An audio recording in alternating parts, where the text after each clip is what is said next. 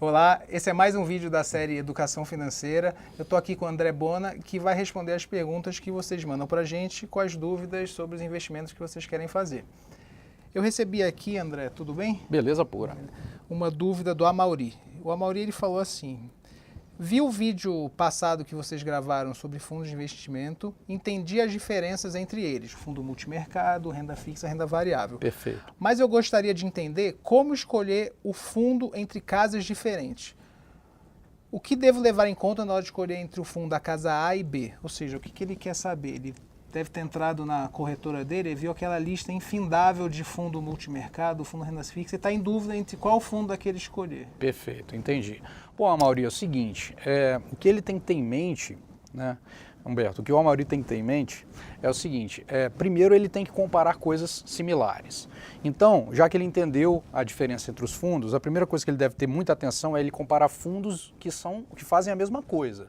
Então, se é um fundo de renda fixa, compara com o de renda fixa, se é um multimercado com outro multimercado, e se é um de ações com de ações. Dentro do mundo multimercado, existem as estratégias de fundos multimercados. Então, vou dar um exemplo. Existem os fundos multimercado com estratégia macro.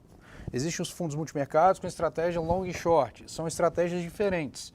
Então, a outra coisa que ele tem que saber é o seguinte, eu preciso comparar fundos que operem nas mesmas estratégias. Vale você explicar um pouquinho o que é o fundo macro e o fundo long short? Né? Porque a gente vai acabar complicando mais ainda a vida do Amauri. E são várias categorias, né?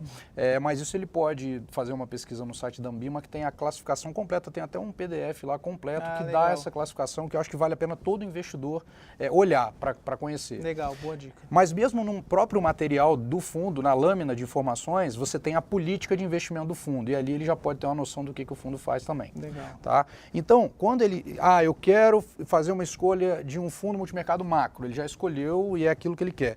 E aí ele tem dois fundos para olhar. Ele quer, poxa, como é que eu tomo essa decisão? Intuitivamente, a primeira coisa que o investidor vai fazer é olhar a rentabilidade. O que é natural, né? Só que isso não pode ser um parâmetro sozinho, porque ele não há nenhuma garantia de que aquilo vai se repetir. As condições que aconteceram no mercado quando aquele resultado aconteceu são diferentes, todo dia elas se modificam. Então não há nenhuma garantia de que aquilo vai ser repetido, porque as condições são completamente diferentes agora. Mas uma coisa que eu acho importante em termos quantitativos é o investidor, para ver se aquilo está dentro do perfil mesmo dele, ele olhar no histórico do fundo quais foram os piores meses de desempenho do fundo para falar, olha, se acontecer isso aqui, está tudo dentro da normalidade.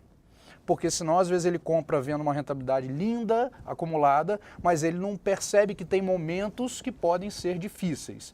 Então, quando ele olha as piores rentabilidades, ele fala, eu estou disposto a investir num fundo que tem essas características, isso vai validar o perfil dele. E se você vê a volatilidade? É uma maneira um pouco mais simples de você ver a volatilidade. Eu acho mais prática, porque um investidor vai perceber a volatilidade vendo o número dessa forma, ao invés de você querer que ele faça um cálculo de volatilidade, entendeu?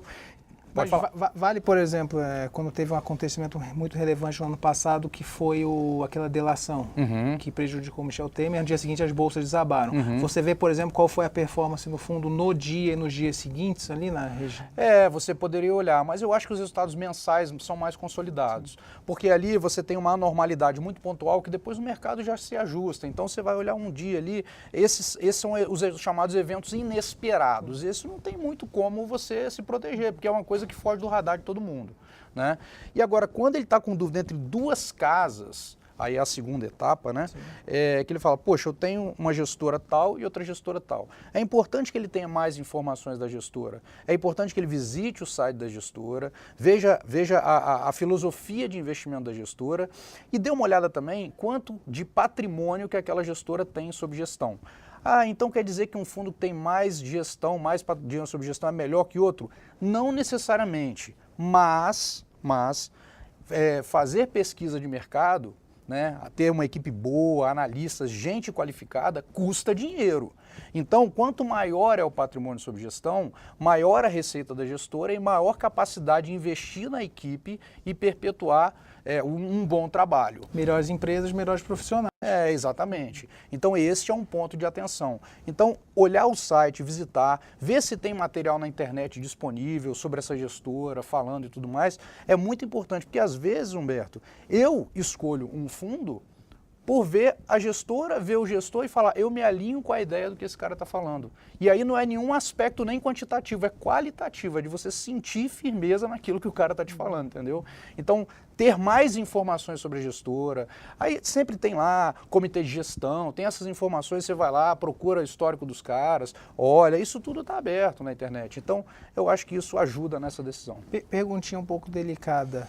Vale ele confiar no que o analista da corretora independente, por exemplo, vai falar para ele ou não? Você diz no assessor de investimentos assessor que vai... de investimento. Olha, eu acho que o assessor de investimentos é muito útil para tirar dúvidas sobre os produtos, mas eu não acho que o investidor deva abrir mão dele buscar essas informações e contar com auxílio adicional, né, do assessor, mas sabendo que a decisão é dele próprio, então ele não deve delegar essa decisão e não aceitar cegamente uma sugestão sem estar seguro. Tem que ir para a conversa já com alguma informação. Claro, tem que ir preparado, porque senão não tem nem conversa.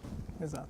E aí é o risco de confiar numa pessoa que pode ou não ser confiável, certo? Não. Tem esse caso, que seria um caso mais extremo, mas tem o caso simplesmente do produto realmente não ser adequado, que aí não seria nenhum problema da pessoa não ser confiável, mas seria um problema de inadequação do produto. O que é bom para o perfil que o analista está pensando, não é para o investidor. Exatamente. Legal. Mais alguma dica, André? Eu acho que é isso. E um outro ponto a ser observado também é sempre dar uma olhadinha nos custos de taxa de administração. Sempre bom. E se a gente falou naquele vídeo passado, vale a pessoa entrar e ver de novo, fundo de renda fixa, por exemplo, no máximo 0,5%. Isso, né? 0,5% isso aí. E fundo de ação multimercado, uns 2%. 2,5%. Alguns poucos fundos de muita qualidade, pode até chegar a 3% em ações. Mas até 2, 2,5% você está ok. Aqueles 4%, de novo, é para... Se você quiser fazer uma ajuda lá, ajudar o 4% bônus de do gestor, administração, né? Não faz sentido hoje. Tá certo. Então, bom, vamos fugir desses fundos muito caros. André, muito obrigado, tá? Valeu, Humberto. Obrigado. Valeu. Obrigado, Amaury, por Valeu, ter mandado Amaury. a pergunta. Gente, tenha dúvida, manda a pergunta por e-mail. Obrigado, até a próxima.